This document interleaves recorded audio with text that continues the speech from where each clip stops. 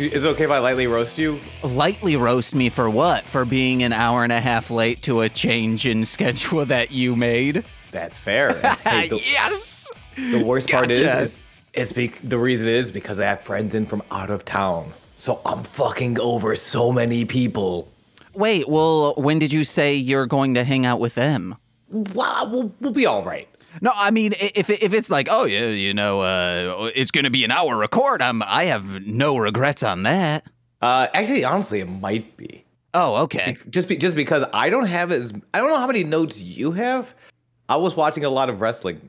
Like, this was a very good show. I don't have no notes. Yeah, I have some, but I do have one thing. I went on my walk this morning. Well, hold on. I should actually start recording. I didn't actually start recording. Wait. Oh, okay. Well, I'm recording. Oh. So at least I have your little chunk.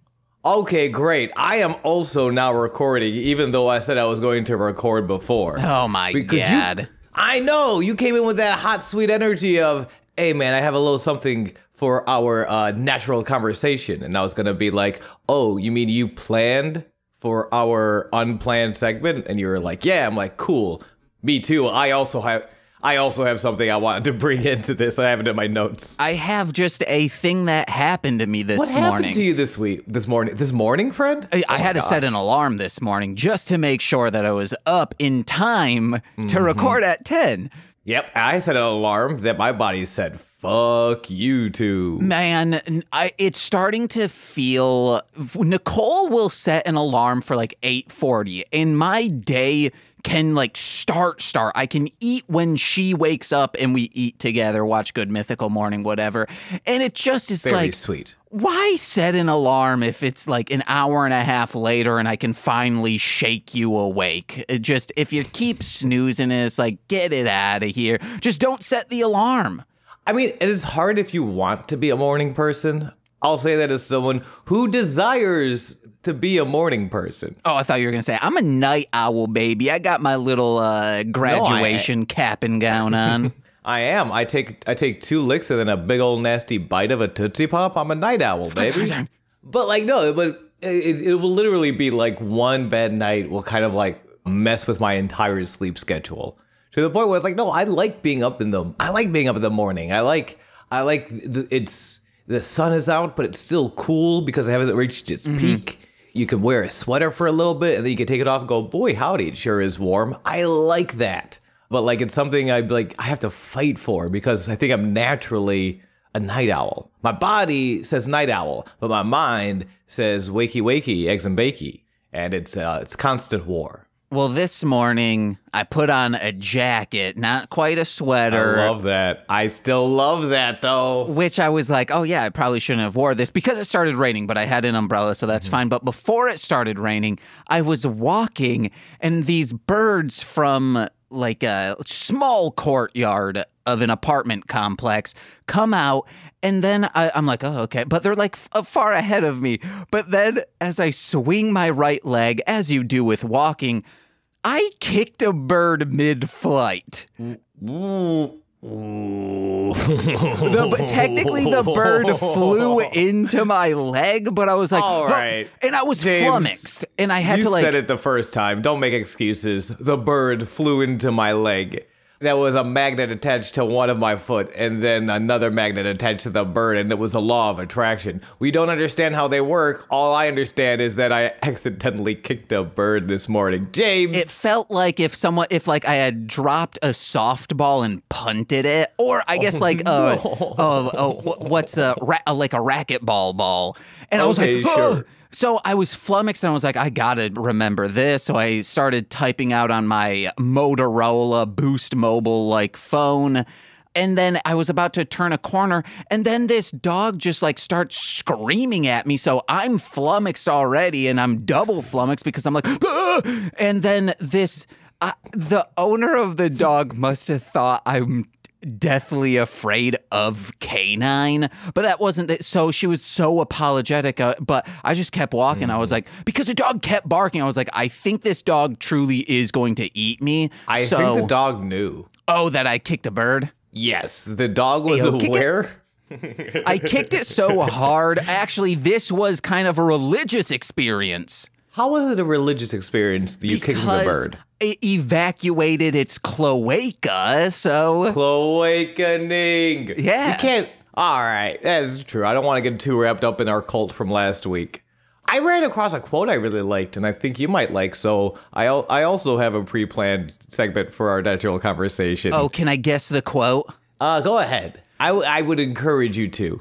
The quote is, I'm gonna piss, I'm gonna shit, and I'm gonna take a machine gun and blow you to the Charles River, motherfucker. Oh, man, that's close. It was actually... Can you believe James just kicked a bird? What a bad person. Ooh. Oh, my God. Wait, what is yours from? Oh, mine's from a Gigi Allen song. Ow! Man, I got to the point... Fuck. And now I don't remember it off the top of my head, but a Gigi Allen song started popping into like my casual Spotify playlists. Now that my Spotify isn't corrupted by the Insane Clown Posse anymore. Yeah! And I'm like, oh, this is actually just really catchy early pop punk. Early pop punk in that like all punk is pop punk in those early days. And I'm like, oh, I need to like, I have so many things like I have to like, I did listen to Swordplay last week. Oh my gosh, the song you sent me. Dude, that song you sent me was beautiful. I loved it. Yes, yeah. I thought you were going to say like, yeah, I finally checked out Gigi Allen. I was going to be like, you checked out Gigi Allen, but none of the other actually good artists I've told you to check out. No, and none of them that are relevant to the podcast we do every week. Yeah. This is a quote I pulled for, independent wrestler Effy. Are you familiar? I am not. So Effy is an independent wrestler. They work with GCW. One of the things they do for big GCW events is the Effy's Big Gay Brunch show, which gets to highlight LGBTQ plus wrestling members of the community, especially people who haven't maybe been seen yet. And Effy's also just a fucking dope-ass wrestler. Former GCW tag champs with Bussy. That was Effy and LA Catch. Kiss Jon Moxley. And it's great. Is Kiss Jon Moxley but in Kiss makeup? Yes. Oh, wait, really? No. Okay, damn. No, just got to kiss a man on the lips in the middle of a fracas between the two for the GCW World Heavyweight Championship. Oh, wait. Is that like remember when it was like dildo on the post or like a Money in the Bank style thing where the winner is the first one to kiss Jon Moxley?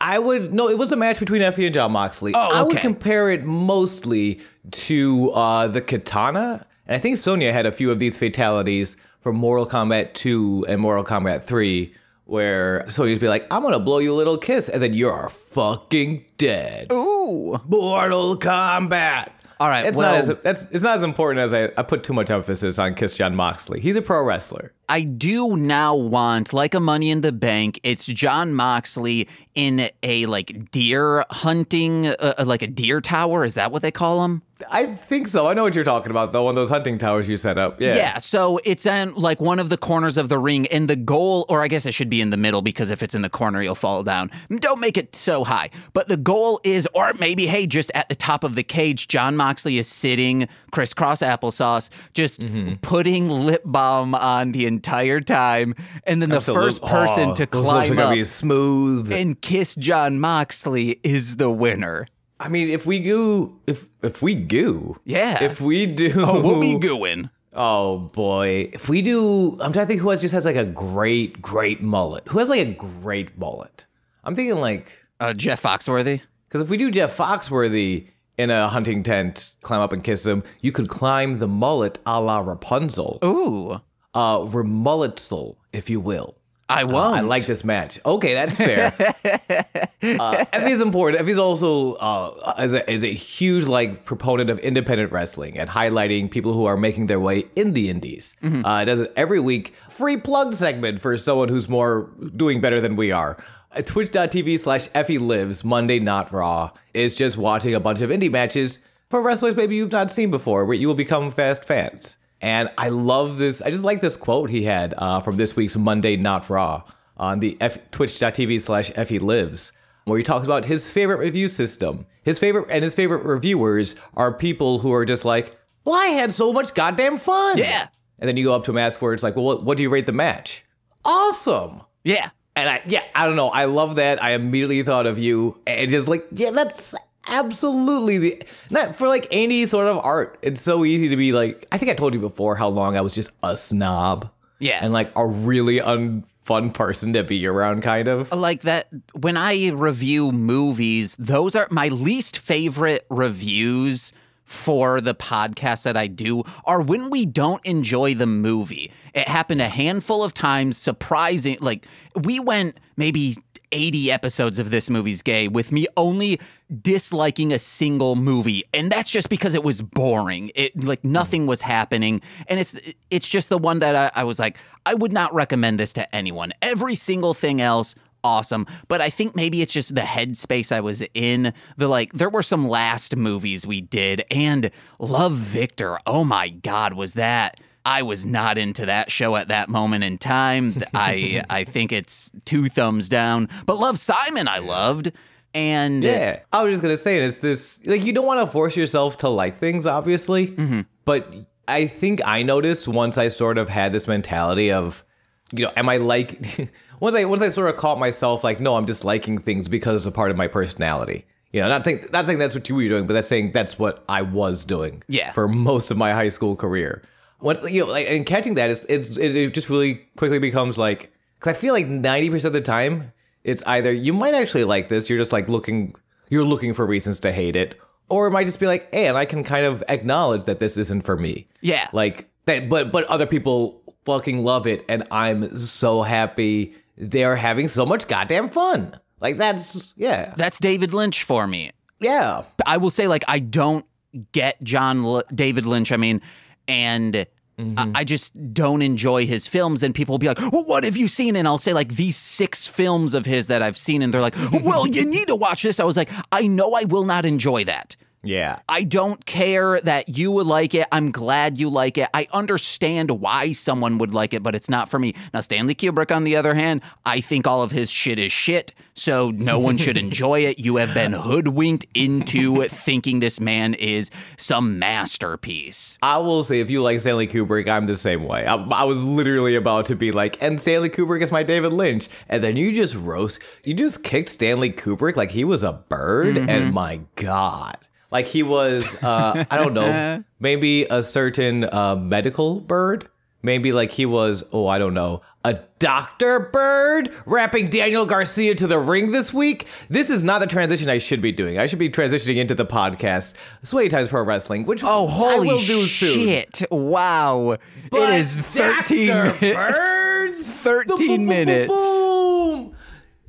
You got to tell Virgil, right brick on my brick. I don't know who Dr. Bird is. You remember the clip I sent you from AEW Dynamite this week of young Daniel Garcia? South Buffalo legend? Casanova Park absolute menace coming down to the ring. And I'm just, James, how has your life changed since watching Daniel Garcia come to the ring to Dr. Bird's as rapped by one West Side Gun? How have you made amends in your life to be more pure and more true after viewing this beautiful bit of television? Well, after months and possibly over years, I finally understand that it's pronounced Griselda. All right.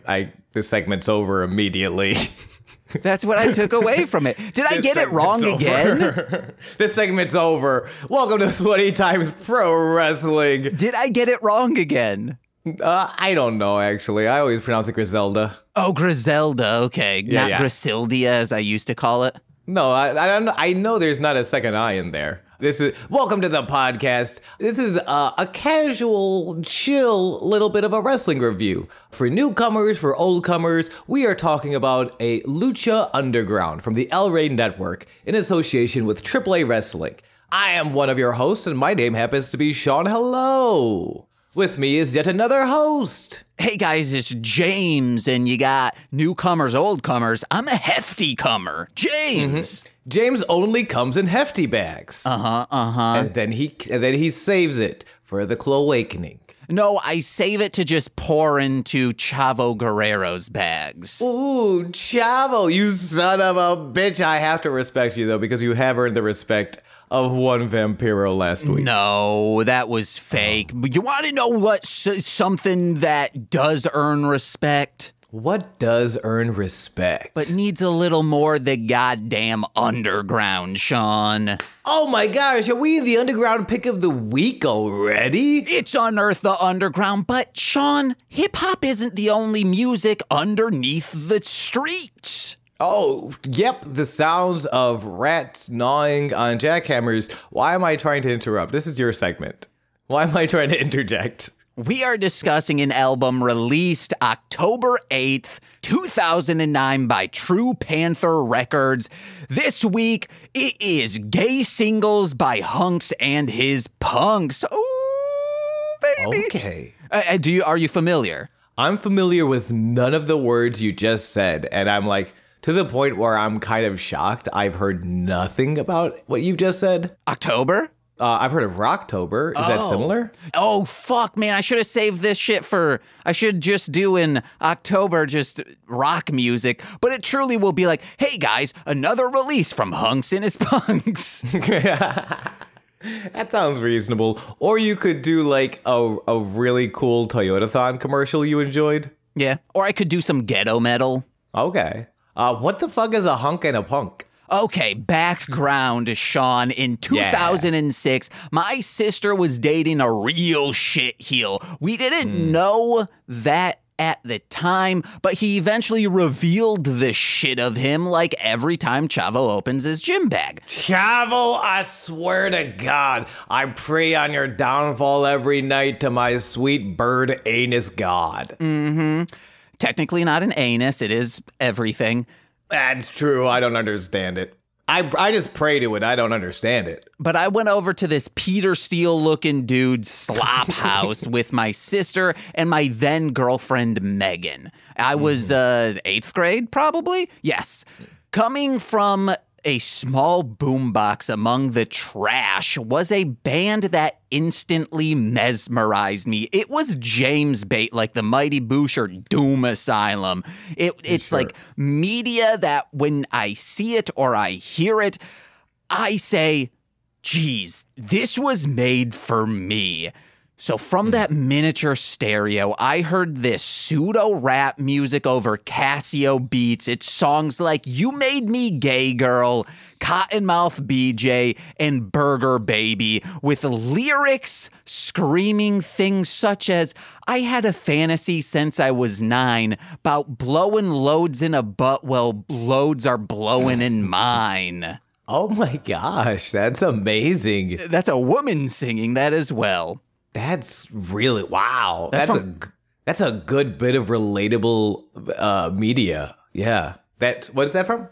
It's from Double Decker Supreme, and it's from Gravy Train. 4 exclamation points. Remember that because there is a British prog rock band also named Gravy Train from the 70s. Don't get those confused like Nicole did while making a Hunx and His Punx coloring book, and we based it off from song titles, and she's like, oh yeah, I based this off from that. I was like, I don't know any Gravy Train or Hunx and His Punx song after that, and she's like, no, it's Gravy Train. And I'm like, are you sure it's not the prog rock band? And she's like, it was the prog rock band. Oh no, prog rock comes in to ruin everything again. Go fuck yourself, Rush.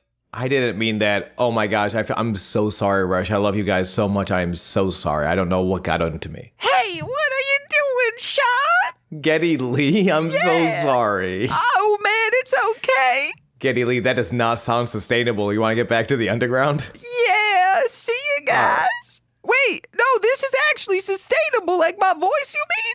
You really? Oh, yeah, absolutely. Hey, James, I'll take over for the Unearth the Underground. Okay. Getty Lee, did you turn into John Travolta at the end of a word? Yeah, I was watching Grease a few nights ago with James and Nicole. They got high, but I'm clean living, baby. That's okay. You're kind of walking the line between John Travolta and Mouth of the South Jimmy Hart. Oh, actually, I was thinking more like sometimes I sound like Audrey 2 from Little Shop of Horrors. Oh, that's the okay. I'm glad you see yourself that way, Getty Lee. Feed me, Sean Finn. Well, how about you feed me a little bit of information on Hunx and His Punx? Getty Lee? Getty Lee, actually, I'm going to take over this just because it might be harsh to people's ears. Getty Lee. But thank you so much for coming here. I'll talk to you later. I might try and replace James with you later. Just keep it. Don't let anyone know though. This is just us, okay? Probably next time you might hear me is calling in at WMSS.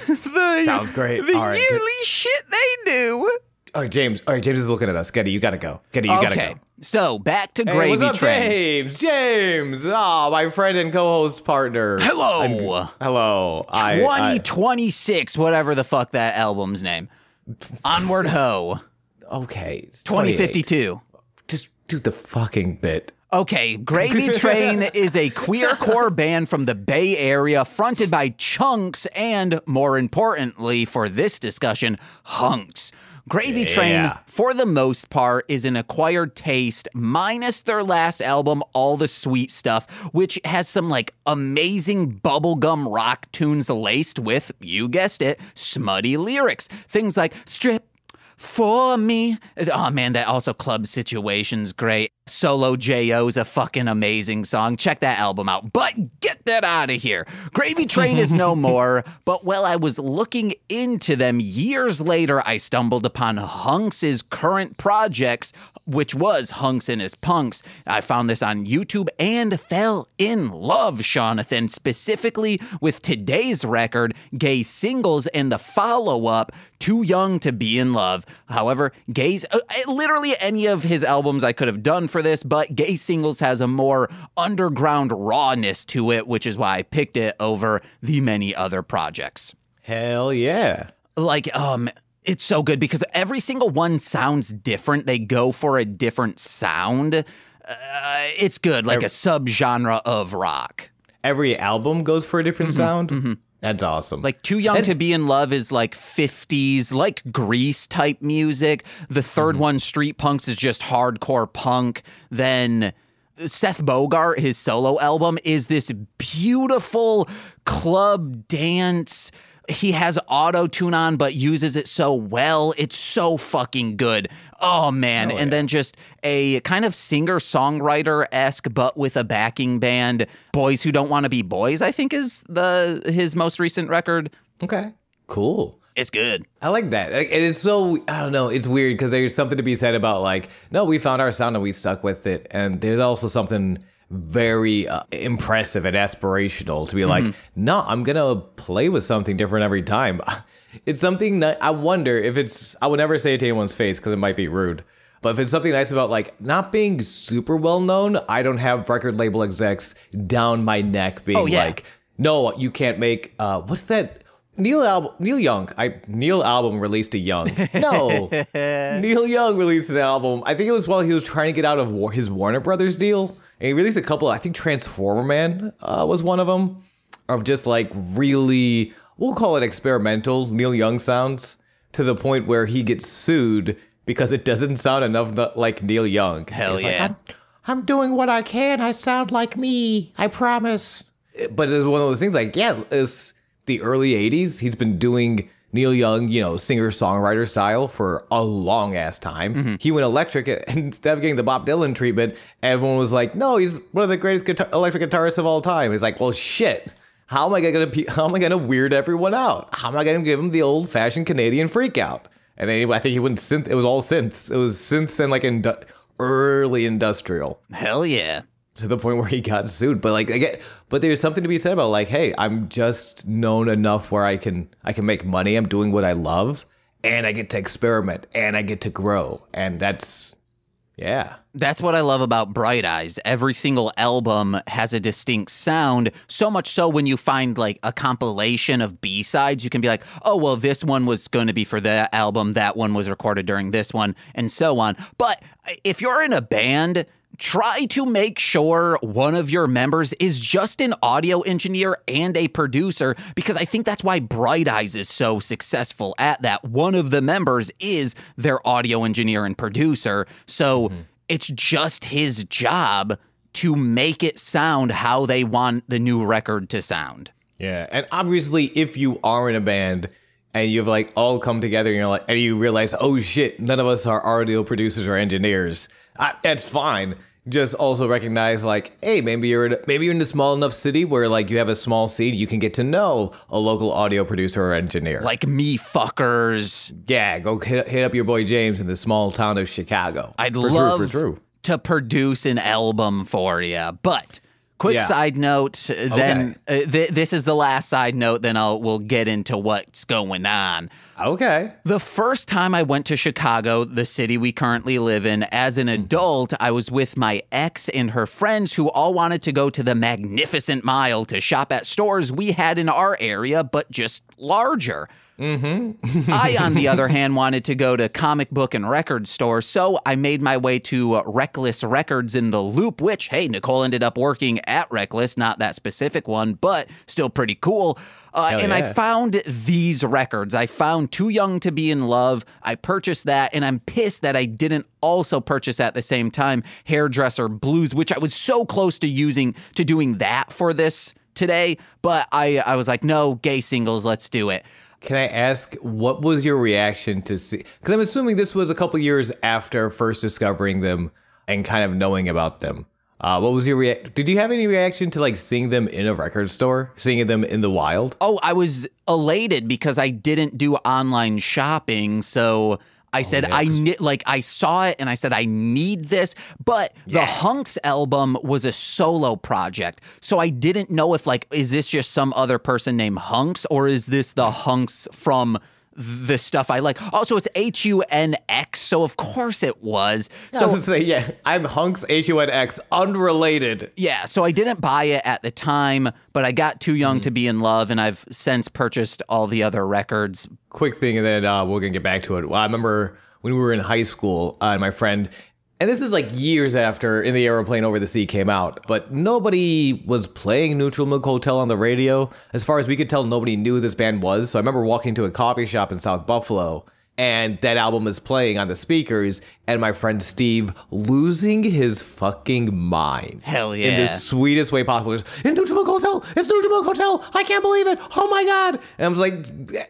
but like, it's that feeling of like, it's this weird, almost confirming sense of I'm not alone in the universe, because this one obscure, at least in my group of friends, band is like playing, or like the album is out on display. I can buy it. See, I didn't have a fever dream. This is real. I walked into Reckless Records once. I had headphones on, but I hear the music bleeding through. I was like, what the fuck is that?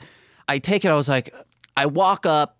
I see the attendant, the clerk, and I say, hey, can you at least play a good song of mine? It was Nicole. She was playing some of my music, but it was my least... That's so sweet. No, oh my God. She was playing Hymnam, if you are aware of my catalog. It's a song that everyone after me doing horrorcore heard. When I was 19, I released it, and they're like, whoa, James is good now. And now that's the only thing from Muskegon people think of me as, is this Hymnam song, or me in middle school and high school doing shit horrorcore. I'm like, I have much better songs, guys, but... That's sweet. Oh my gosh, I love that story so much. Well, when that girlfriend and I broke up, the one that I went to Chicago with... Truly, Hunx His Punx got me through this just extremely terrible summer of this breakup. I am on my own, living with MC Deep and our friend Brandon in a shitty trailer. I was MC Deep working. I'm trying to plow through. I was working, trying to plow through. I was working at Burger King full time for the first time, just hating every single minute of it. Speaking of that, I had him blaring from my car on my final day of Burger King as I peeled out of the parking lot for the last time. It was awesome. Yeah. The best concert I have ever been to was the Street Punks tour for Hunx His Punx, where I tried to flirt with their drummer, who I had a big crush on, but was way too nervous because she was cool, which in retrospect, I'm surprised I even had the guts to talk to Nicole for the same exact reason. Yeah. Also, I was just going to say, you were also cool, so it all works out. Not back then. That's fair. I don't know. I've only met you today. Hello, my name is Sean. But back to gay singles real quick. This is a compilation of songs Hunx put out as singles the years prior, which I will someday own all of them. I have a couple of them. They're just like 7 inches, so I'll own them. It's amazing. This album is great. Here are the recommendations. First is the opening track, You Don't Like Rock and Roll. It's a fucking banger. Cruisin' is awesome. Like, it's about cruising down the street looking for pretty boys to come and kiss up on. Yeah. Good Kisser is about he's thinking of me when he kisses her. It's a great song. Yeah. And the first song that I had heard from Hunx His Punx after rediscovering his music is Teardrops from My Telephone. Fucking awesome. Hell yeah. I gotta check now. Because You Don't Like Rock and Roll feels very familiar. Either I've heard this song before and didn't recognize Hunx His Punx, or someone's covered it, or I'm losing my mind. It goes, you say you don't like my cooking, you don't like rock and roll. I don't know. Maybe? But great recommendations, and thank you so much, James. Hunx His Punx, get out there. And I'll come on up from the underground as we go deep into the temple for Miserable Times Pro Wrestling, the only wrestling podcast dedicated to the discussion of Les Miserables. On my own, working for the Burger King. Man, listen, when I came in with that on my own joke, I know you didn't get it, and I know most of our fans didn't get it. I recognize that the wrestling fan / martial art media fan and the Les Mis fan, it's not a deep Venn diagram. But for those in the Venn diagram, they're loving it. They're Burger King style loving it. If Neil Zabub is still listening, I believe he's a theater major, so yes. Okay. And also thank you for not calling me out for confusing the Burger King catchphrase with the McDonald's catchphrase. I didn't notice. Okay. Well, fuck. Sean Scott is back and in full effect deep within Lucha Underground. Ooh, we have, oh my gosh. All right, we're gonna get into this. We're talking about before. I honestly don't have a whole lot of notes because I have a lot of like moves that I would like wrote down because like I was just watching. There's a lot of really great matches. We have out of the 4 episodes, the most matches. Yeah, we got 4. Yeah, for about half the episode is just bell to bell wrestling. Bing bing. Which is very cool. But I guess let's break it down. Season 1, episode 4, Thrill of the Hunt. Oh, I wish it was Thrill of the Kill. I'm so glad you didn't say the C word. I know you wouldn't. No, yeah, that's something I would thrill of. That's a much better joke. No, it's thrill of not, the though. Cunt. Yeah. Edit that. I hate that. Nope. I hate that I brought it up. My whole entire point was like, I know you wouldn't, but like, geez. But you would. You had it in your not. sick, twisted, fucked up mind of Sid Voorhees. Calypso, get out of my brain. I would never do anything like that. That is not my wish for the end of this Twisted Metal series. Wouldn't it be funny if Nicole slammed open the door, just screamed, "Thrill of the Cunt"? I would cancel Nicole on the spot. Absolutely not. Oh, man, I wish I knew Mulan because I'm pretty sure they say Attila the Hun, but instead it's Thrill of the Cunt. Talking about Mulan's bussy. Hey. Yo, shout out to Bussy Alley Catch and Effy lives, baby. There's a dark match, which I thought was, I'm so bummed this is a dark match because this sounds so fascinating. The dark match sees former enemies from last week, El Mariachi Loco and Masquerita Sagrada.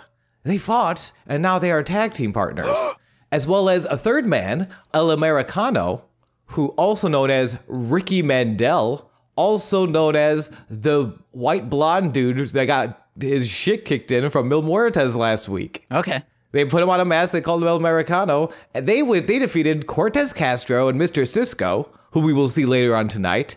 These gentlemen from the streets, prison shower style wrestling, as Vampiro and Stryker called it, and their tag team partner, Mil fucking Muertes, the man of 1,000 deaths himself. I wonder if these are on YouTube, like if they did film them and just for promotional purposes. I mean, it's possible. It's possible, but I guess not super likely. Okay. I don't know. Yeah, I don't know. Because I know normally, like, a lot of times you'll see, like, YouTube stuff pop up on from dark matches or house shows. But usually it's from a fan's camera.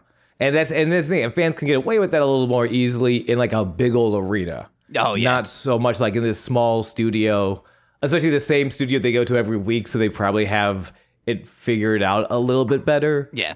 Because they're there so often. I haven't seen any dark matches. I would be curious to see this one of just like, to put Mil Muertes, even on a house show, losing to someone. Is it just prison style wrestling? Is that what they call it? No one calls it that. Vampiro and Stryker call it prison shower style. Oh, yeah, that doesn't make sense. Nobody else calls it that. No, it doesn't. I see none of them whipping little towel rat tails at each other. I mean, if they had a little towel rat tail, then maybe. Yeah. But no, it's just, we'll get to it later. There's it's subtle, and I could be wrong. There's just some stuff about Big Ryck. And again, this idea of these are street fighters as opposed to trained professionals. I don't know. It's weird, but I could just being fussy. I'm not sure. Fucking Guile's there, dude. Dude, fucking Guile is there. As well as this beautiful musical act we are not introduced to. They do not come into play later. We just see a group of gentlemen with musical instruments and microphones on a stage. That's how we know this shit is cool. That's warm up. I guess you're no longer needed there, Sean. I was never needed there. Yes, you were. Especially with that fucking El Americano Mil Muertes feud boiling over. El Mariachi Loco and Masquerita Sagrada getting over their differences to kick this shit out of Castro and Cisco. Yes, that happened. I feel, we can't go into detail about it because we don't know. All we know is who won. No, I'm just like fascinated by it. We get the recap. Mundo seeking revenge on Big Ryck. Drago, Phoenix, Penta are fucking insane. Conan telling Puma to stay away from Mundo. And we are at the desk with Stryker and Vampiro. We have everyone focused on the change of attitude with Chavo. Especially Sexy Star, who is in the ring now. Sexy Star, and we cut to this promo from Sexy Star, all in Spanish, which on American television, like El Rey was up there, but I don't know, it's kind of very cool to see a Mexican wrestler able to cut a promo in Spanish and not have the network executives be like, but what about the casual English-speaking audience? Like, no, let them read the fucking bottom third. Not only that, it is the fact that this is a studio audience. Not everyone's going to be fluent in Spanish. So there was someone clearly in there saying, react now to you individuals who only speak English. Well, and I'm sure, I will say though, she's not going into anything overtly detailed. If you didn't speak Spanish, like I tried covering up the bottom third, I re-listening to it. You can hear the inflections. You can hear where she's pausing.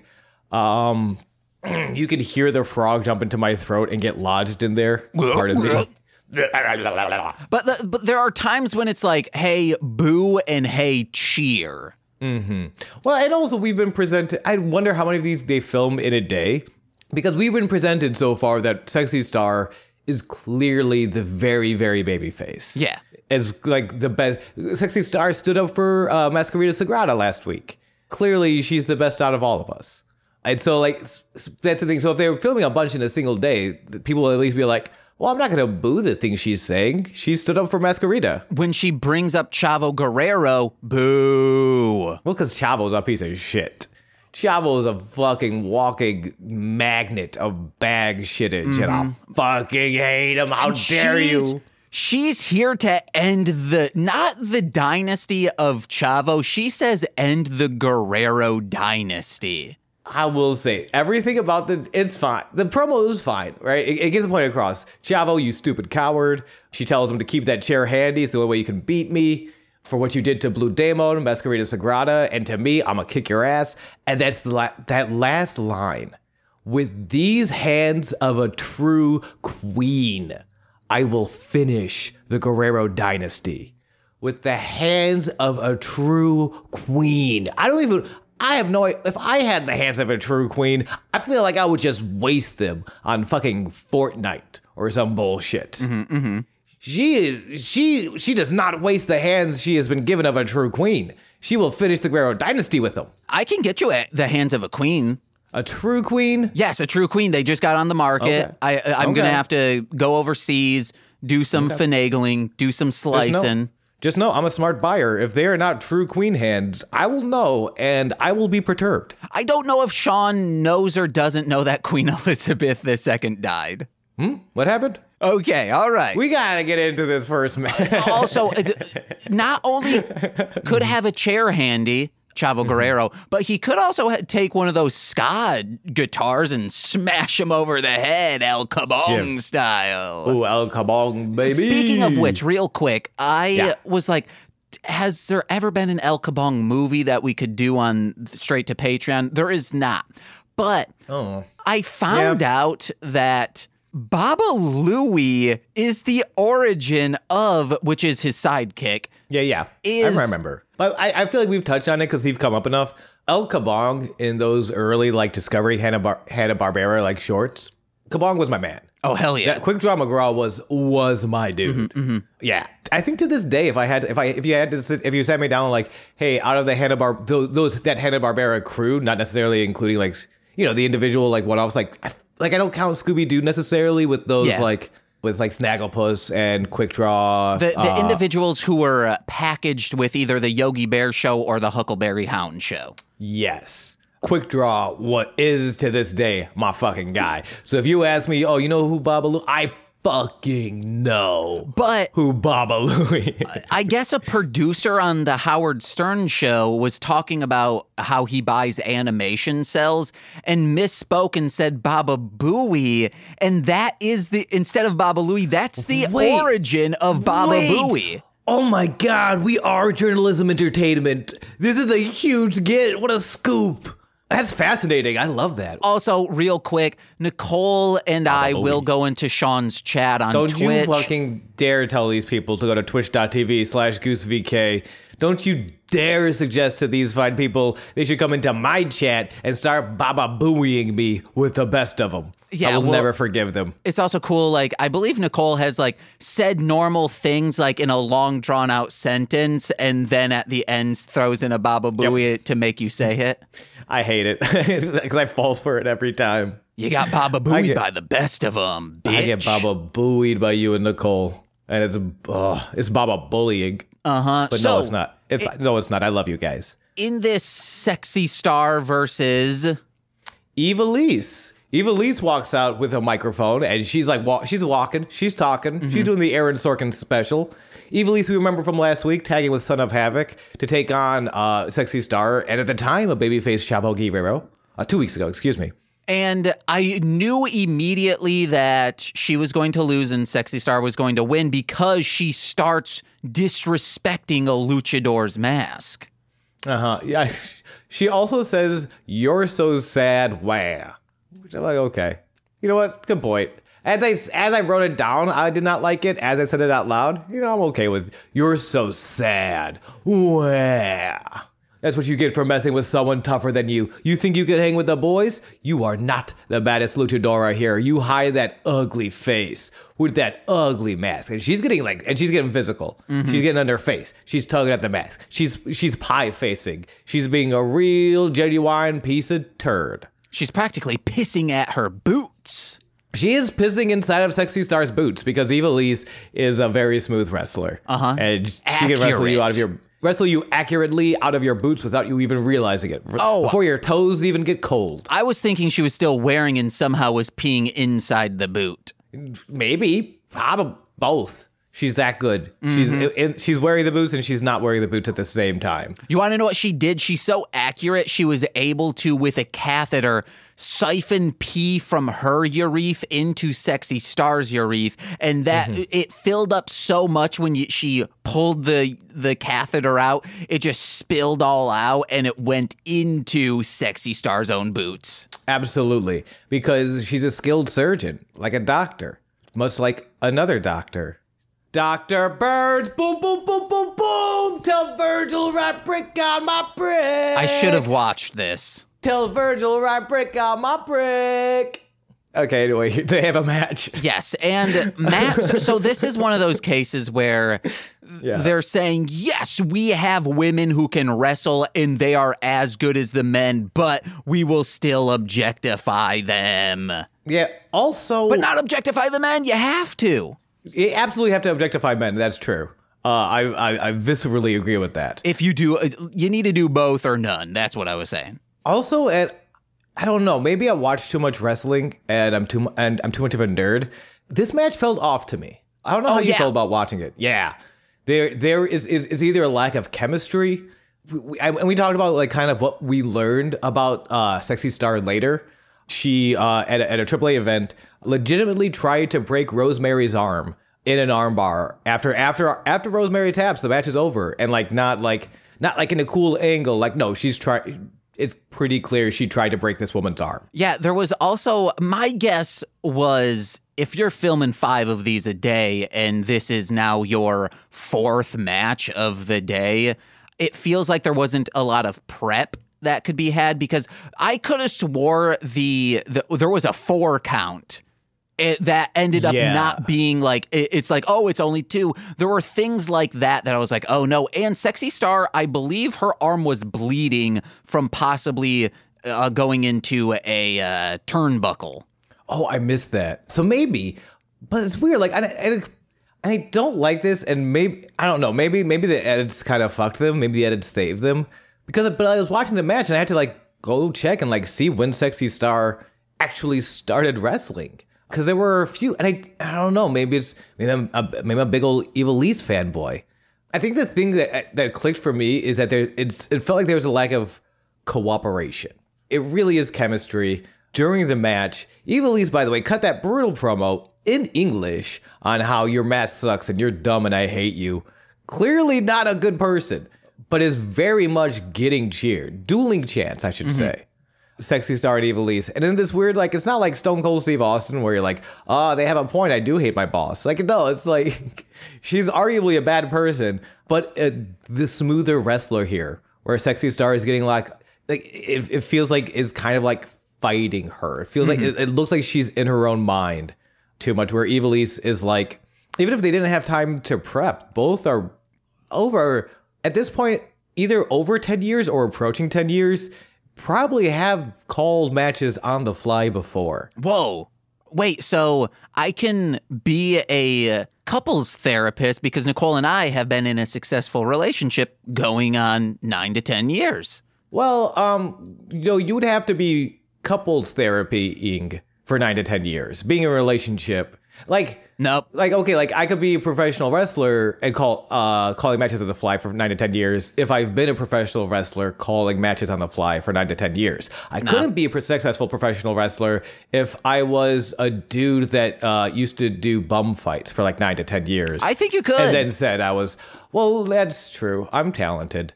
I was bummed because I really wanted to go back and enjoy, watch these matches, but and I don't know how much of it is the future, sort of infecting the past, but it's, you can see just is this sandbagging? Are you sandbagging? I don't know. I think you're being polluted because I thought it was a pretty good match. However, Matt Stryker said this. He's like, oh man, this is like a festival of flesh. Obviously, or it could have been Vampiro. They both sound pretty much the same to me.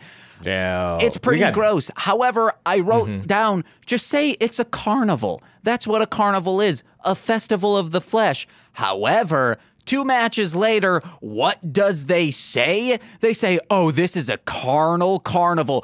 That's literally what a carnival means. A festival of carnal desires. That's what a carnival literally means. You can't say it's a carnival because that's not even a hat on the hat. It's like you had 2 of the same hats and you pulled it up a little bit in a 3D generator, but not enough to be on it. It's literally inside the hat, but just lifted up above the other hat. I don't like it at all. We also get this exchange. Vampiro, so Striker exposition dumps that Evilise and Son of Havoc are romantically linked, and Vampiro comes in. Well, I thought they were brother and sister. Now, James, in your opinion, how would you respond to that line? Romantically linked, I thought they were brother and sister. What would you, as James, rational thinking being of light, say to that? I say, no, they're not. Why did you think that? Right, something along the lines of like, well, there you go. Or maybe like their chemistry. They just have really tight chemistry. Matt Stryker says, whatever floats your boat. Nope, not whatever floats your boat. That is not a boat floating situation. I thought they were brother and sister. No, they're fucking. Oh, well, whatever floats your boat. I don't know. No, Matt Stryker, you can't float the boat on this one. You can't float the boat on incest. Hot take. I'm taking it. He's like, no, I really want to envision when I see them kissing backstage that they're brother and sister so I can go home and, Hey, do a little solo boat. J.O. Go to some eager hand groupies backstage. Well, I'm thinking about that. They're giving my peanut tug. So in the midst of those dueling Evilise, let's go Sexy chants. Sexy gets a drop toe hold. It's a Maestral cradle for the 3 at 6 minutes, 21 seconds. Crowd is still divided. Like there is some like audible boos, and it doesn't help they do a hard cut to like a couple of fans actively giving Sexy Star the thumbs down. Mm-hmm. I'm curious to see where this goes. Hopefully it means we see more Evilise. Yeah. Because like it's weird. Technically, your job is not to get the fans to boo the babyface Evilise. But people are invested in your story. You're invested. Undeniable. There was also them talking about like being married, and then Vampiro says, oh, I was married for 7 years. I wouldn't do that again.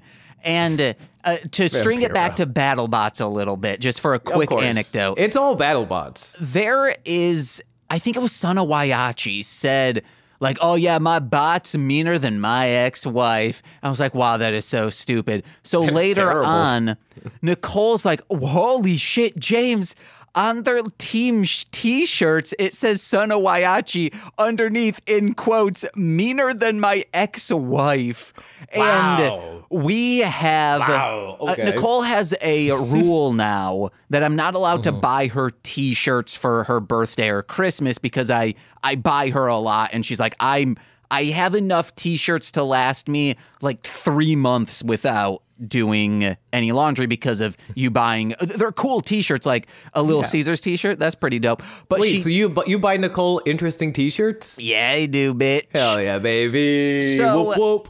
Nicole says to me, she's about to go to work, and she's like, oh, hey, James, I will allow you to buy me a t-shirt for Christmas as long as it's the Son of Waiachi, meaner than my ex-wife. Wow. You two belong together, if just to keep you two away from the rest of society. You BattleBot maniacs. Well, no, I love you. It's because it's so stupid. It is. It is very wild. It's a very wild thing to not just say, and not just put on a t-shirt, to make the motto of your entire robotics-based team. Like that, it's a mantra at that point. Also, to say it on, this was on ABC, I believe, those seasons. So it's on nationally televised networks. Drew Carey is on your network, sir. Reconsider your you're again, not just t-shirt, not just it's a mantra. This is a way of life. He meditates to this as he prepares for a match. He closes his eyes, crosses his legs, and really just focuses in on how his robot is meaner than his ex-wife. Yeah. But speaking of matches, at the end of this one, the people are on their feet. No, they're on the feet. The Ninja Turtles. The feet. Their villain group. The Feet. Oh, the foot, the There's multiple of them. They should be called the Feet, okay? That's true. You're not wrong. You're not wrong. You're just so controversial when you do it. So during this, they're like, oh man, we have believers here in the temple today. But I said, believers in the temple of cloacanism. And then I realized, what's the whole thing of cloacanism? And that, it's obvious, Sean. Butts? No, it's also not a butt. It's a cloaca. It's a separate thing. My thing is butts. It's everyone coming together as one. All right, it's okay. I get it. Okay, a little bit of the Jim Cumming action, a little bit of the Woody the Pooh with a semen. Anyway, I ruined it. My last thing on the sexy star is after she wins, she like gets on the second rope at the turnbuckle and like does a fancy flourish and then blows a kiss, but she open mouth blows kisses where it's like her mouth is like, oh, like make a oh face. And that's what it's kind of gross, but maybe it's like sexy. If you've seen Clone High when they're open mouth tongue kissing, maybe that's her version of open mouth tongue kissing, but to the fans. It could also be her just trying to breathe under a mask. No. Like she did just do, okay, never mind then. We cut to Drake. I'm sorry, you never shut me down. Which is, I mean, you should shut me down more often. I'm just so taken aback by it. What? I'm kidding. You son of a bitch. What was happening with the queen? Drago was at the creepy sink mirror backstage, and Cueto sneaks up behind him.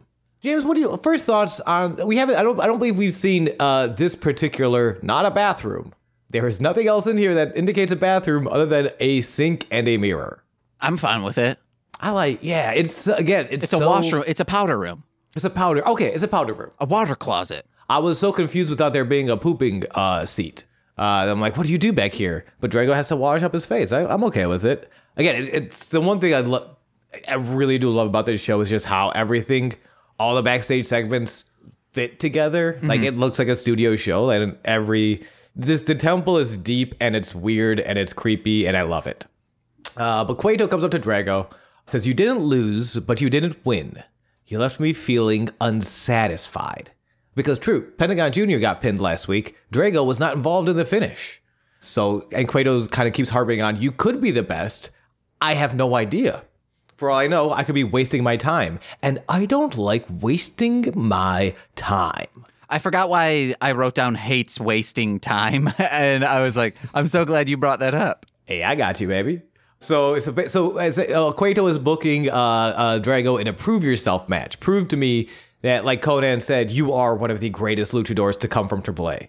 You will be facing the face of savagery as his first opponent in the temple, King Cuerno. Ooh. Who we didn't see, but was here last week in our dark match. Oh. King Cuerno, also known as Santos Escobar in WWE, who's awesome. I fucking love what they're doing.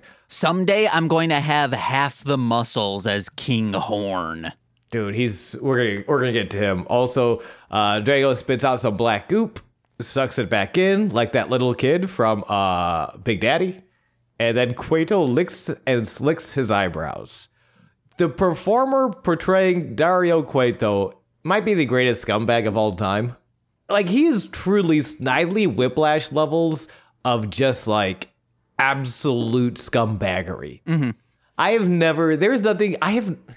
It's a common move, but to lick your fingers and then slick your eyebrows, is such a good choice. And then from last week, where it's nothing but like nose rubs and like, the cocaine nose rubs. Like, I feel like he rubbed his gums at some point, or if he hasn't, he will rub his gums soon in the future. That's what I do. I rub my gums and slick my eyebrows.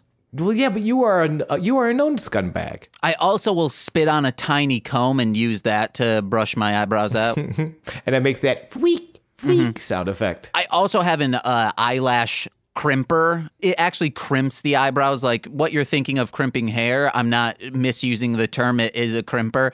And I spit on that, get it real warm so it does the crimp job real good. There's no way to have known if this was your actual intention. But I do picture you doing all of this in the back alley, very Top Cat style. I'm basically just picturing you as Top Cat. Man, I wish. Dude, you kind of are Top Cat.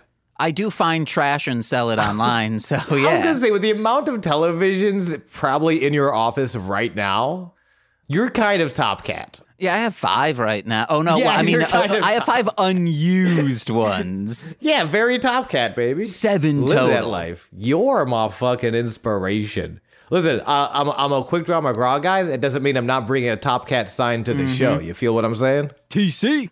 We got a revenge match. We got an insane contest coming up for absolute honor. Oh, I didn't get to ask you kind of what were your initial thoughts on Sexy Star and Evilise? Like pull away, yeah. Story too. I think these again. I had to wake up really early and watch this at like 7:30 in the morning. It could be that, but I felt like this was a good show. I enjoyed every minute of it, but I don't think it was the fantastic one that we had last week. I think that's fair. I enjoyed a lot. I loved this match. That we're about to talk about. And I like the next match a lot too. I really like the next match a lot. But let's do one thing. We'll do one at a time. Pentagon Jr. You want to know? Actually, you do Pentagon Jr. versus Phoenix, and I will do King Cuerto versus other person Draco, and we'll just layer them on top of each other. Wait, what? Like at the same? Yeah, at the same exact time. This sounds like a bad. Am I being called out for talking over you too much? No, I'm sorry. I'm calling you out for saying. But you want to know what? We should probably do one at a time. That's what I'm riffing off from that. Listen, I get excited by good wrestling, and this is some great wrestling. Good wrestling. Good wrestling. Bad dog. I keep screaming that to Butter. I say, "Lay down, cat. Good cat." Aw, she's a good cat. Pentagon Jr. versus Phoenix from Lucha Underground, you should seek out. Oh, yeah. Again, both men are on television now. I feel like have gotten a much bigger American audience thanks to All Elite Wrestling. But like, they were so good. They are so good. They're insanely good. And during this match, remember when I said there was a Hatchet Man in the background? Yes, I do. There is a man wearing a logo that looks like a Hatchet Man, and that's because it's Kevin Gill, who is and has had affiliations with Psychopathic, where his logo is like him in the Hatchet Man shape. So yes, this is Kevin Gill. He did social media for them for a little bit. I don't know if he still does, but there is Psychopathic adjacent individuals here. This dude is in the front row. I have him listed in my notes as Hatchet Man, having no idea that James not only would recognize him, but know his full name and his affiliations to the clown. My God. Clown love rolls deep. That's family, baby. But this match, I need you to explain. There is this, it goes from an arm lock into only what I can explain into what the fuck is this? They arm locked and then one of them pulled them up and then looped them around and slammed them on the ground. It was fucking great. Oh wait, I'm trying to remember what this is now. We'll start. It's so good. These guys have been working together for so long. Phoenix is one of the best high flyers. Pentagon Jr. I don't think always gets the recognition as being one of the better bases in Lucha Libre. He absolutely is. That dude can base for everyone. His actual power moves, his straight grapples, always look so cool. Pentagon Driver, I fucking love that Pentagon Driver. The sort of pump handle slam where you're on his shoulders and all of a sudden your head is under his legs in a very painful maneuver. But I do want to talk about the promo a little bit because the match starts before the match even begins. Pentagon Jr. with a microphone in hand. Oh yeah. Talking about, in Mexico, no one respects me. Fanatics, bosses, or other Pentagons.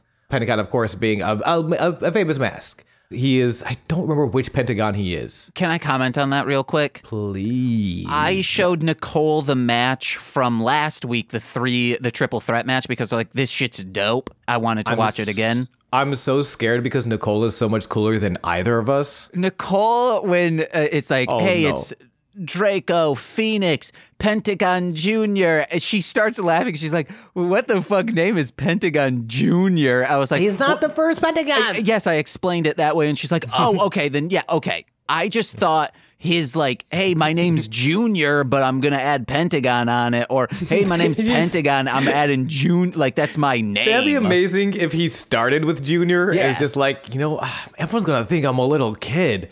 I'm 37 years old, Jesus fucking Christ. Or I'm going to call myself Pentagon so people stop IDing me when I go to the bar. But it's not spelled out as JR. Hey, JR here. Oh, they are here. Yeah. Like JU, like it's spelled out Junior, like that is his surname.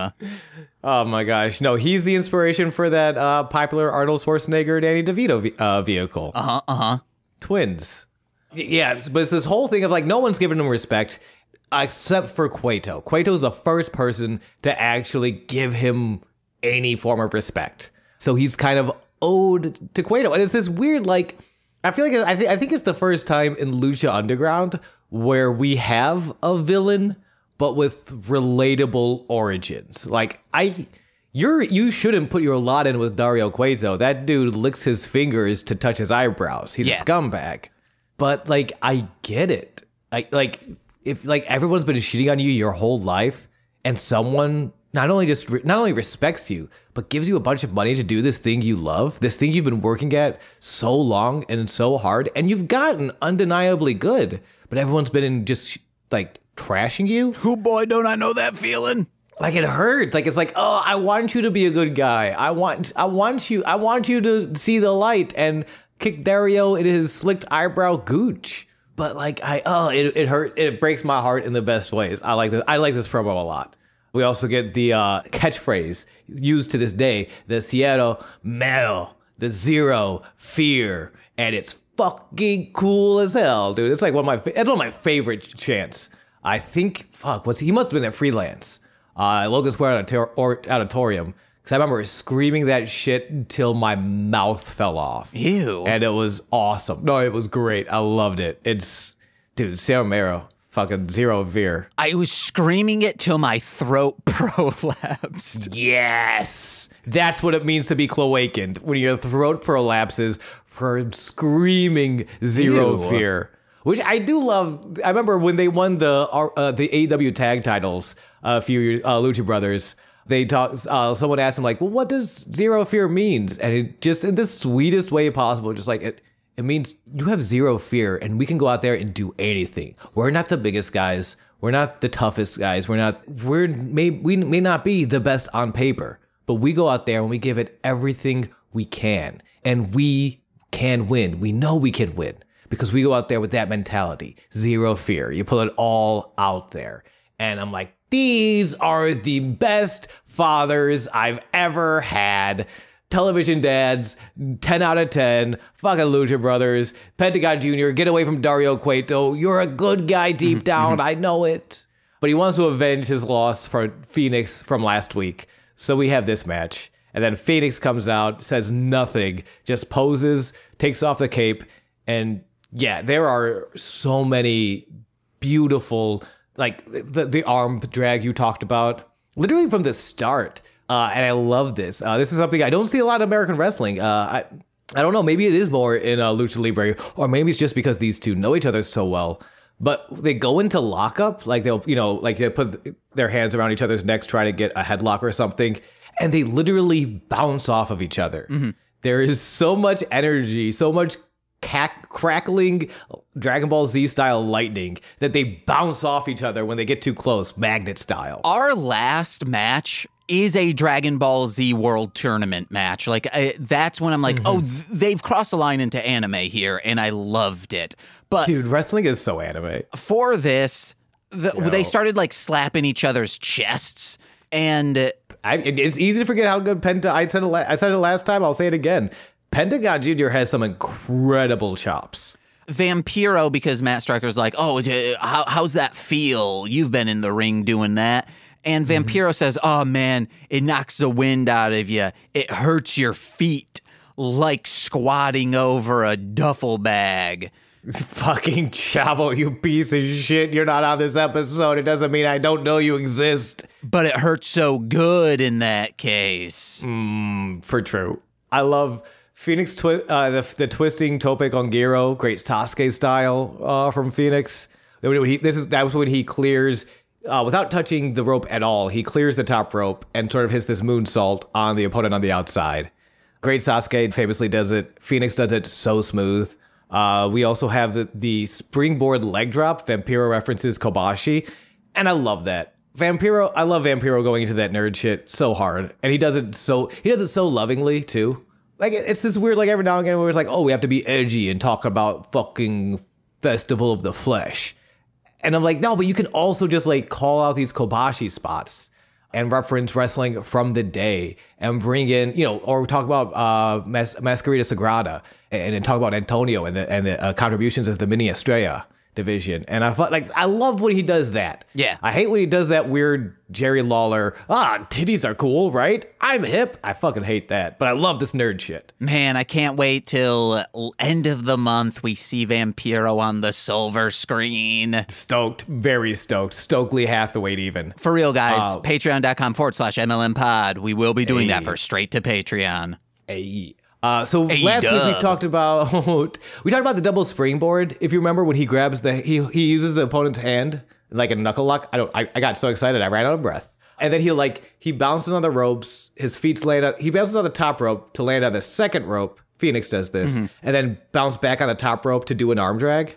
Yeah, I love it. So they do the spot again, but a little differently, where he'll single-handedly knuckle lock, like he's holding hands with Pentagon, runs up to the top rope, then slaps Pentagon's hand away. So Phoenix is not holding onto anyone's hand. He has zero support.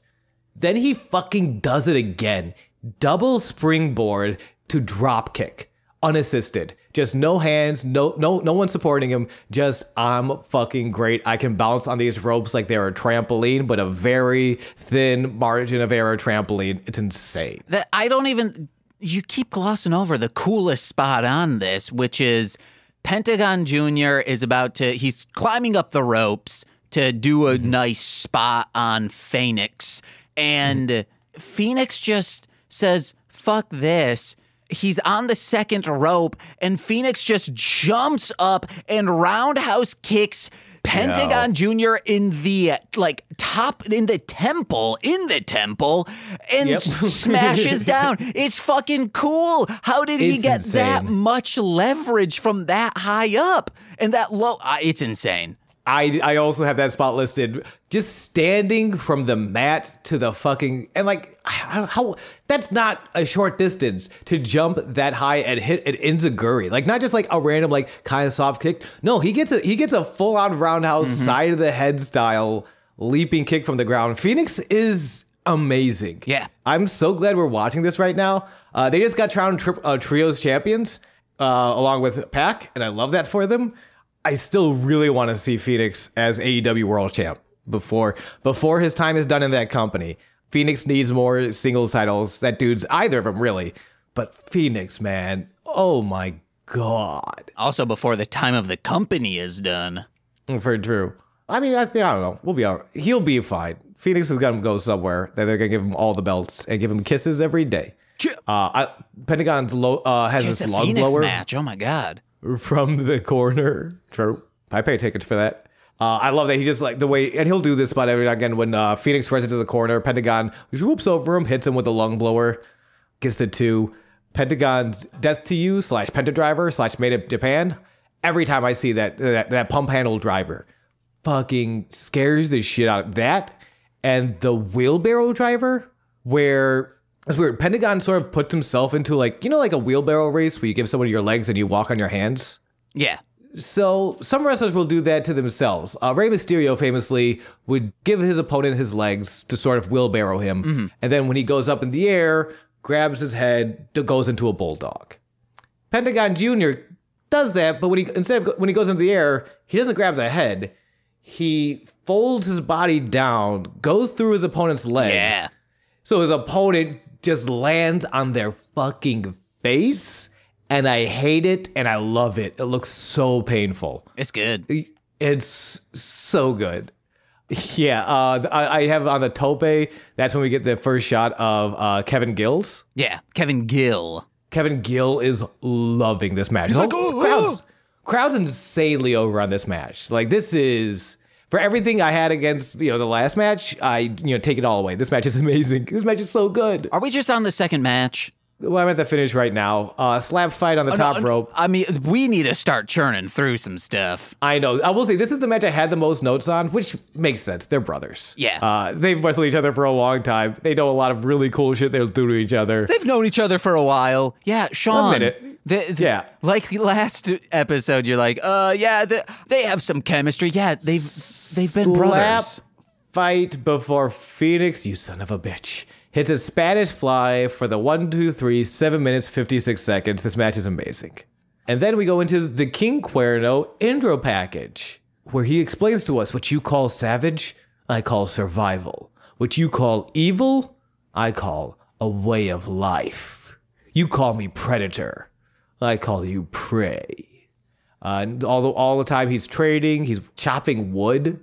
I love this. There's this one moment where they splice in footage of him chopping wood with him hitting his kind of finisher.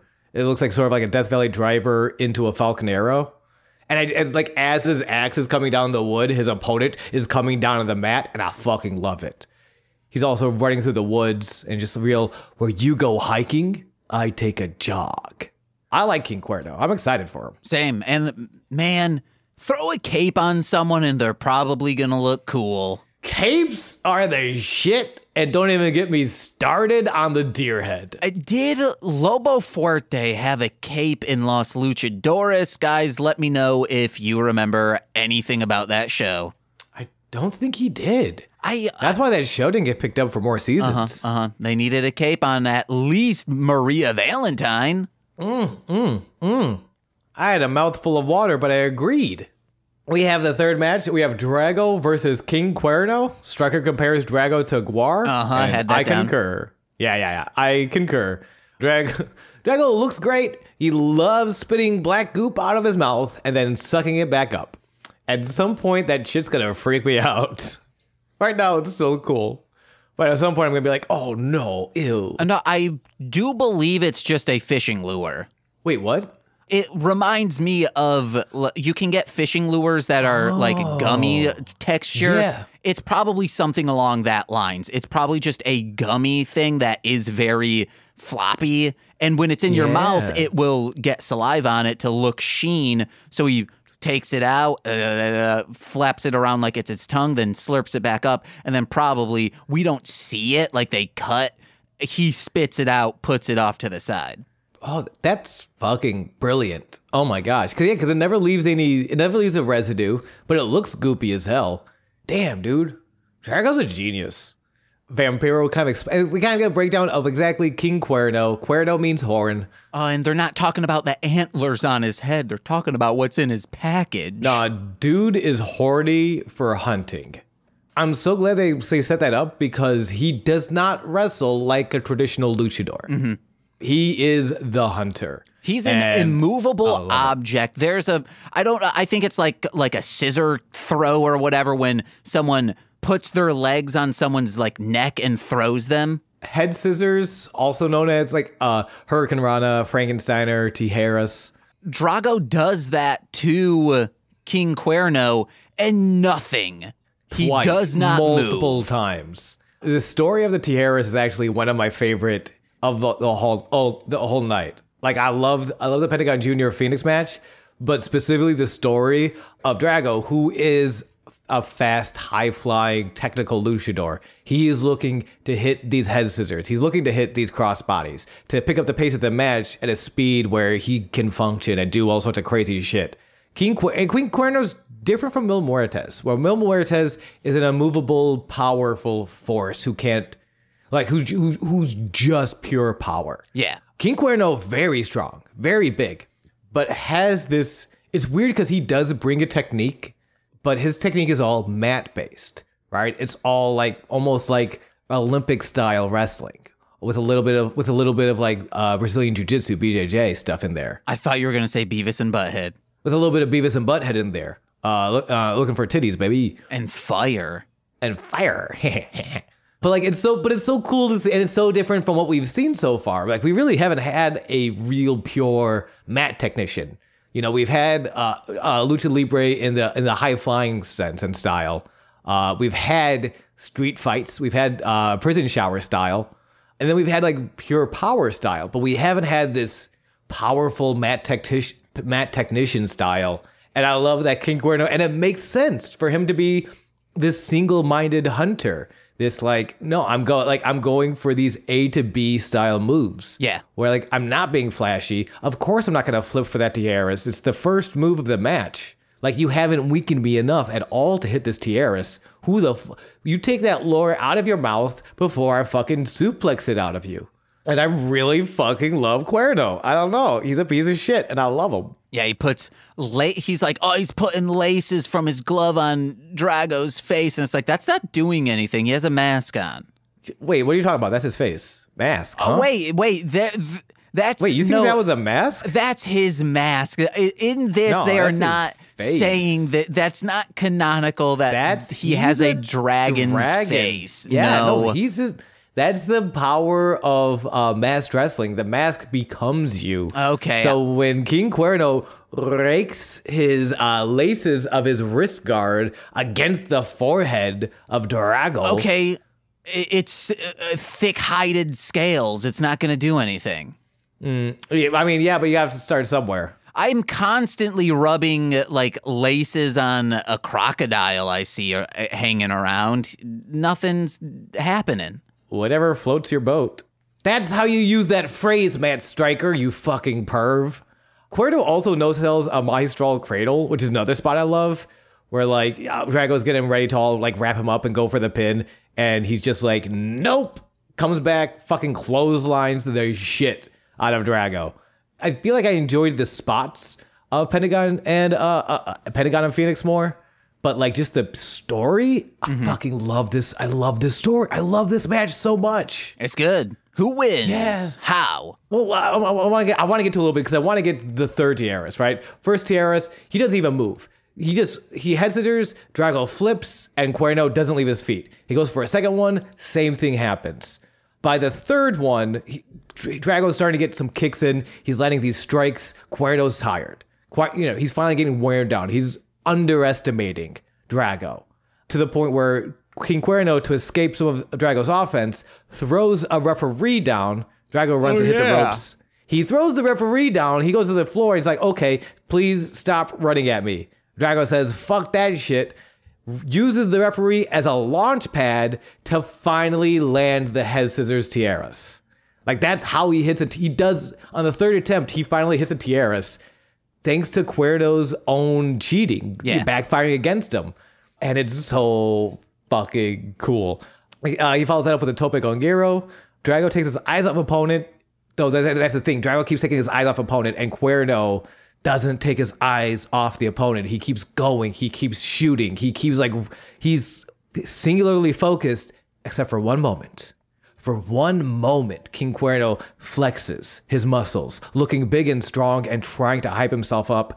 And that is all Drago needs for legitimately one of the craziest finishes I've ever seen to a match. Drago escapes the suplex Cuerno was attempting, springboard arm drags, holds onto the arm, rolls through, and gets the seatbelt style pin to win at 4 minutes 54 seconds. Real good. Cuerno only has to take his eyes off the prize once, and it's enough for Drago to sneak out that victory. Fucking Cuerno is pissed about it, and I love how strong this whole match made Cuerno look. I love that Drago did get the win, but it took every trick in the book he had to get the win. We see Cuerno in the ring, gives him the slow throat slit, and stalks away. I don't know. I'm really excited to see more King Cuerno. I do not remember King Cuerno from the first time watching it, and I'm like, I'm a fucking idiot. This dude's great. Yeah, real good. Hell yeah. We cut from the match to Puma in the gym. Conan comes in, reminds Puma the main event is Big Ryck and Mundo, and a reminder this is not your fight. Even if everyone comes out, stay out of it. Puma's like, whatever, dude, I'm a cool teen. I smoke cigarettes with whoever I want to smoke cigarettes with. Speaking of, I think canes are the cigarettes of today because you put a cane with someone, they're going to look cool. Are you talking about Conan's cane, which I'm pretty sure he needs to walk at this point in his career? Okay, all right, okay. I wasn't sure if that was a shoot cane or a opposite of shoot cane. I mean, he's a worked cane. I just a worked cane. I mean, he's making it work for him. Yeah. There's no denying that. He is absolutely working that cane.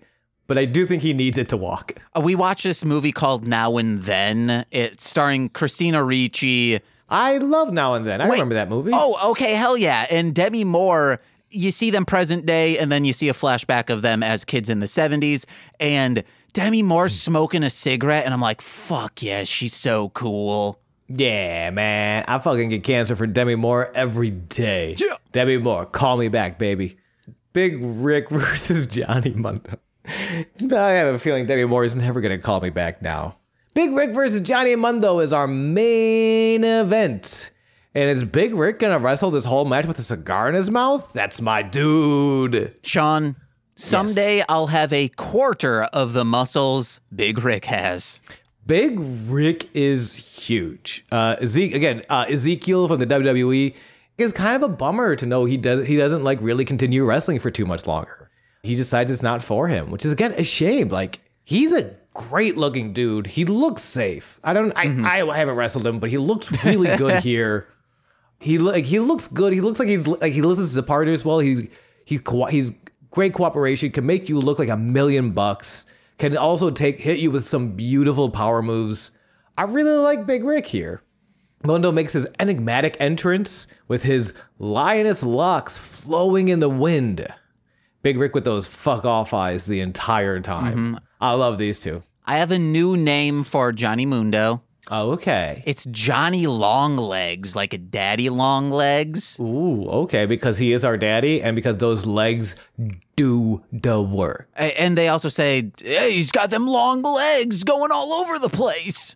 I love, there is such a trope in commentary, if you watch a lot of wrestling, James, where you'll hear them say, anytime it's a smaller opponent versus a bigger opponent, anywhere, any point in time, it's always, well, they need to start taking out the legs. He needs to start chopping at the legs to disrupt his larger opponent's vertical base. Methodical. The first thing Johnny Mundo does are these leg kicks. And you can kind of hear it for a second in commentary where they don't know what to say because they can't criticize him not kicking the legs. And then later on they say, oh man, he needs to stop going with that head and needs to go to the legs. It's what he's been doing the whole time, fellas. What are you talking about? Yeah. But also, that is the right call to make if you're the veteran of the company. Yeah, you would know to go for the legs before anything else. And I love that. I love that. I love that they're not going with the, I don't even know how to take this big guy on. Like, no, of course you do. You've been around the block. You are literally Johnny World, Johnny of the world. Being a John Morrison fan sometimes is very hard because every time he comes back to the WWE, the arguably biggest platform for him, they always kind of make him a dork. Yeah. But anytime he's anywhere else, he's the fucking coolest dude on earth. Like, he's literally he's somewhere between an action star and a sex god and a daddy Johnny Mundo, man. He can I'll get cancer for Johnny Mundo and Demi Moore, and that's it. Those are the only two. They probably make him a dork in WWE because Vince McMahon feels ugly around him. That's probably that might not be inaccurate. Like, this dude's so handsome, I need to make him a dork, so he's like to off balance this. Or maybe people, like in comedy, people say, oh, you can't be attractive and be a stand-up. It just won't work, even though that's clearly, it's a misconception that like every single woman in comedy has dispelled, and Gary Goldman. God, and Gary Goldman. Thank you for mentioning that absolute glass of beautiful. And I don't want to take anything away from his mind or his comedy ability or his right. He's truly a genius. That's what I'm saying. An absolute master. Yeah, but I want to objectify this man for a second because he's He's a great guy. Respectfully, I would like to objectify this man for a second. Mentally, if we can all take a moment to do that. Thank you. His newest stand-up on, I think, HBO, so good. He's insanely good. It's ridiculous. That's the skill Gary Goldman has. Okay. So here's where like, did this feel weird to you? There's this part in commentary. Stryker is calling Ryck, again, it's the same thing they do with Cortez and Cisco and Castro. Certain guys were like, no, these are more street fighters. These guys aren't using technique, but they're using stuff that works. Stryker compares Ryck to Kimbo Slice meets Suge Knight. I just don't know how I feel about that. I don't know. It's like you could have gone anywhere and you kind of just like went with the two biggest black men you could think of to compare your big black men to. I don't know. Maybe it's fine. I guess I'm fine with it because he is being like a bodyguard-esque for the company, and that's what Suge Knight originally was. And from LA, in the same circles. I mean, canonically, story-wise, you could say that. So I was fine with it. No, that makes a lot of sense, actually. If anything, it's a very dated reference. Yeah. But it's dated, but no, it does, and it does work, especially in Los Angeles. Yeah, it's just, I don't know. He's wrestling in gym shorts. I would have liked to see him have some sort of gear. Whereas, like, I get you're kind of selling them as these are the street fighters. These aren't traditional wrestlers. You gotta make them a little bit of both. Yeah, and then we see Prince Puma in the background after being told, hey, this isn't your fight. All of a sudden, the Cisco, hey, that's the only name you need to remember. Who cares about the other guy? Castro Cortez. No, you only need to know Cisco, dude. Mr. Cisco. They're beating the shit out of Puma in the background or the backstage area for seemingly no reason. It is his fight now, guys. I mean, except for the fact that he can't stand up. He is jumped into unconsciousness. So back to the ring, Moonlight Driver, cover for 2. Springboard Gamangiri, cover for 2. Johnny Mundo goes to the top rope. Mr. Cisco and Castro Cortez, who you do not need to know, come out, pull his legs, punch him in the head, disqualification, finish at 4 minutes and 39 seconds. This match is over. Why is that good? Because unlike WWE, who's like, the rules, guys, they don't give a shit about the rules. No one ever gets disqualified, at least when I was watching wrestling. It's constantly, or even like the old matches I've seen, people are constantly fucking with the match, and no one's like, oh, you're DQ'd. 90s WCW and even WWE started picking it up. That was a weird calling card that I don't miss from the Attitude Era at all. And because it feels like they were really just trying to like, well, ECW, all the matches are kind of unofficial hardcore if they're not death matches. And we want to be cool like ECW, so I guess but it was always just run-ins, and run-ins are not fun. No. It's one thing is like, no, yeah, we are the company where like we're down with weapons, but it ends up still being like a contest of one. It still ends up being a contest of honor, just also there's chairs and fireworks. Whereas like all these like run-ins, like the entire D-Generation X stable comes out, and all 57,000 members of NWO come out. Like that's... It's so stupid. It's not good. I do love, especially because, okay, so like if you're improvising or if you're like storytelling, you do want to keep true to the rules of your world, right? Yeah. Like that's like it for your audience. It's so easy to lose them, and they'll lose trust in you, the narrator, the author, the person telling the story. They will lose trust if you fuck around with the rules of your world. In wrestling, that is the referee. The referee should act as this grounding force to sort of like, here's a bunch of like fantastical, spectacular things, because I want to show you fantastical, spectacular things, but I'm going to give you a framework so that you understand what it is spectacular. Like you have some grounded area that you can come back down to after I take you to these dizzying heights. Yeah, it's like in sci-fi, you can still have these fantastical things, but you still need rules to your world. Like, there's zero spoilers for Stranger Things 4 that I'm about to say. My only issue with Stranger Things 4 is it takes place during spring break, so early to mid-March. They're in the Midwest. I grew up in the Midwest. Flowers have bloomed. The trees are all full of greenery. That does not happen. There were so many spring breaks where it was snowing for me. So Stranger Things just should have set it in summer break. Yeah. And it is those little things that like it feels small, but it does. If you know, it takes you out. Yeah.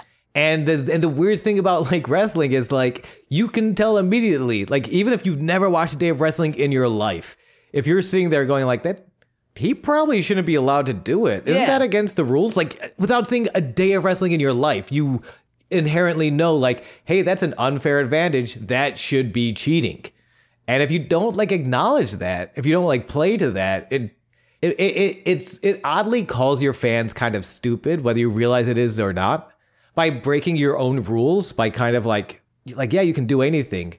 But if you do break the rules and you break, not bend the viewer's expectations, you can bend expectation and it's great. But if you full on just break it, it's almost like this happens because we said so, dummy. You're going to fucking watch anyway. And it doesn't feel good. Yeah. It's the opposite of like making people feel smart watching something. It really does. If it takes you out that hard, like I don't know.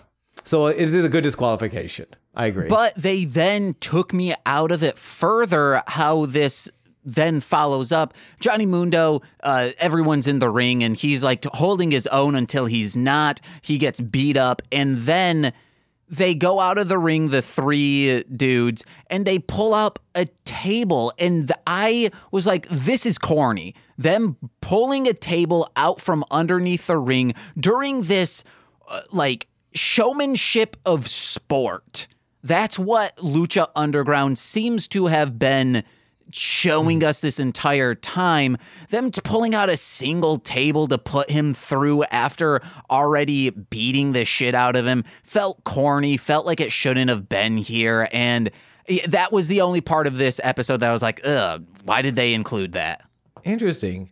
I guess part of it because wrestling fans, for them to just beat him down, I don't know. I've been to enough shows where we want tables chants are like overwhelming. Ugh. So I buy into it. What would you then have preferred to like, because I don't think it's enough to just beat him down. They do need to, I feel like they need some sort of satisfying conclusion statement, especially to like, just to make Johnny, like it also makes Johnny Mundo look stronger. That like we needed to do something beyond just hitting him in the head to put him down.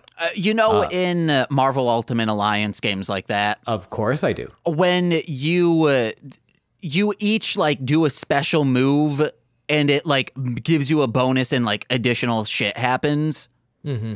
They should have done that of each one of them does a variation of their finisher or a finisher type move, but instead of like completing it, passes it off to the next one, finally to get to Big Ryck, and he does his finisher. So it's like this triple force. That would have been cool instead of just like, let's throw him through a table. It would have.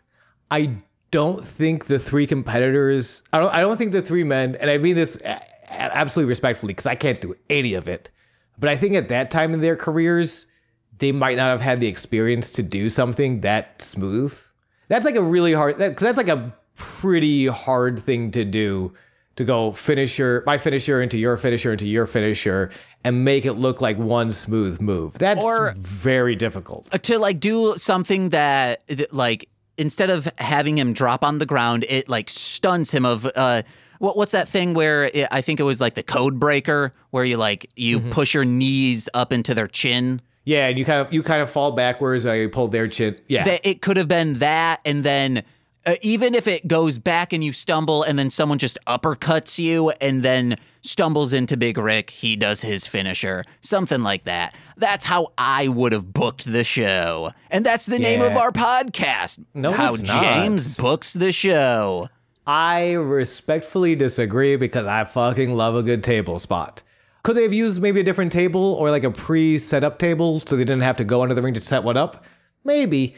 But I fucking love a good table spot. But that's why we're friends, because we are different but respectful. They should have unzipped a duffel bag, shoved his head in there, then zipped it back up, and then when he finally pulls it out, just all covered in shit.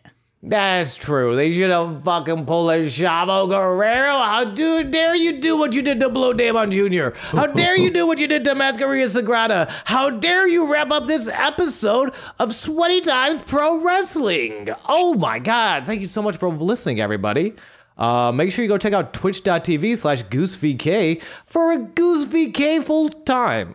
Hey guys, head over to MLMpod.com to find out information about my other podcasts. We have 2 new ones coming up, Formulaic and a horror movie podcast with a certain someone from Parents Under the Stairs. Is going to be good.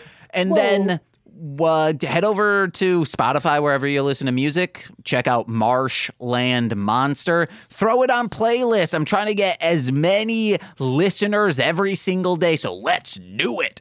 And finally, head over to patreon.com/MLMpod, where for $5 a month, you get exclusive content every single Friday. And if you're a $10 patron, you get even more monthly content, as well as shout-outs on every single free feed podcast. So let's begin with those, starting with Steve F. I thought they were brother and sister. Eric Berry of Ranger Command Power Hour. Whatever floats your boat. Alex Z, the Waz. I thought they were brother and sister. Orion, a.k.a. Defo, rapper Defo, D-F-O. Whatever floats your boat. Kayla, a.k.a. Two Grapes. I thought they were brother and sister. Jordan B, the Chaos Witch. Whatever floats your boat. My brother in common law, my Bickle, Joshua. I thought they were brother and sister in common law. Oh my God, the fellow co-host, a sweet child of time. It's a podcast, go check it out. Steve Barnes, Intro Void. Whatever floats your boat in time. Oh my God, it's my mommy. She just had a birthday. I thought they were mommy and son. And finally, Lil Corey's BFF, as well as roommate Shane. Whatever floats your BFF, baby. I've been James. I'm still Sean. And we've been Sweaty Time Pro Wrestlers. Pro Wrestlers. Waking to that cloaca, baby. Oh, see you guys. Bye.